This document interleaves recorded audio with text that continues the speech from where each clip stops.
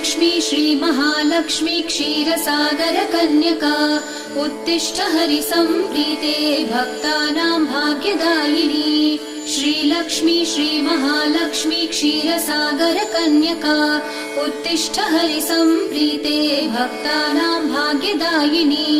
उत्तिष्ठोत्तिष्ठ श्रीलक्ष्मी विष्णुवक्षस्थलालये उत्तिष्ठ करुणापूर्णे लोकानां शुभदायिनी। उत्तिष्ठोत्तिष्ठ श्रीलक्ष्मी विष्णुवक्षस्थलालये उत्तिष्ठ करुणापूर्णे लोकानां शुभदायिनी।